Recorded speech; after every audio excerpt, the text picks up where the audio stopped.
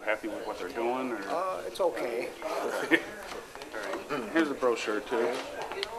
Yeah, because this type of tile needs a little extra care to it, and over time, that's not just a regular job for somebody either.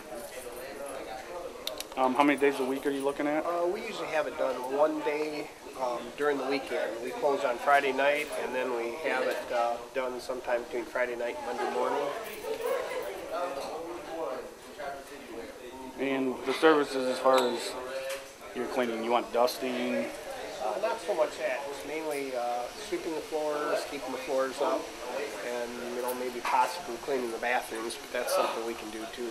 We can do that kind of in-house if need be. Well, that's something we put in there just for the fact that we know sometimes other individuals, they don't, we'll come in that one time that we're here, make sure that it's detailed, picked up, cleaned for you, so then it's pretty much just maintaining it through the week for you.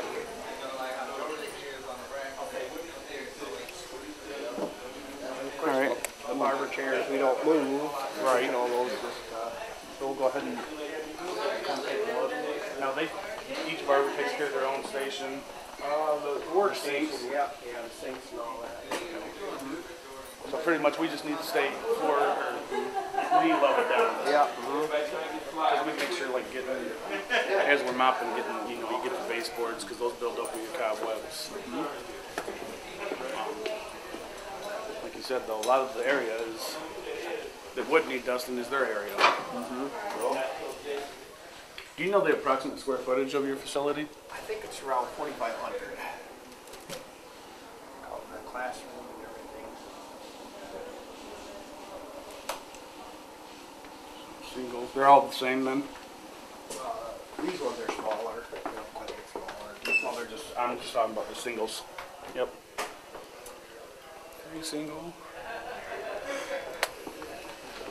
This part here has kind of become our storage area, so we don't even kind of worry about, any of this, from here down.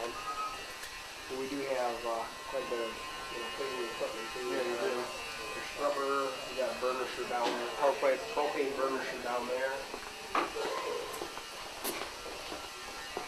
We haven't been using that though, actually.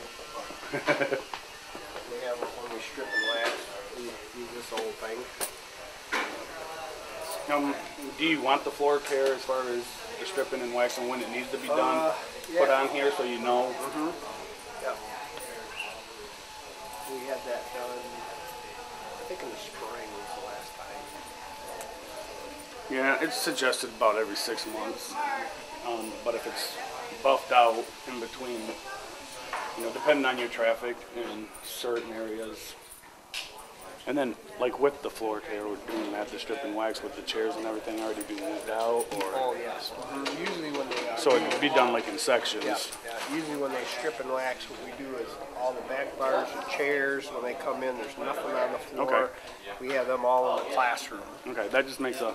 And then we move that stuff out, and then they do the classroom, bathrooms and whatnot, office, or sometimes we get it all in the classroom. We do everything in the classroom.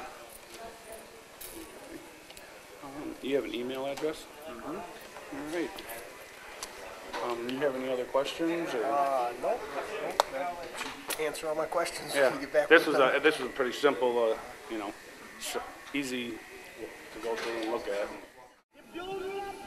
Floor care, yeah, or just doing the coming in once a week. Yeah. That I'll do. Yeah. It's the maintenance of coming in and doing the strip and wax. I will sub that out. Gotcha. Just for the strip and wax.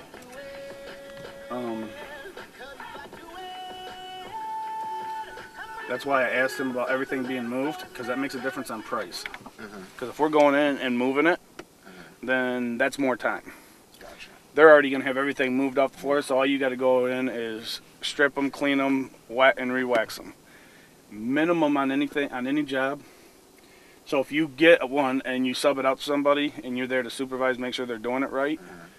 And then once you find a company that's good, then you don't have to be there all the time. It's not a major, as long as you can trust them. Yeah, that's what I'm going to ask you.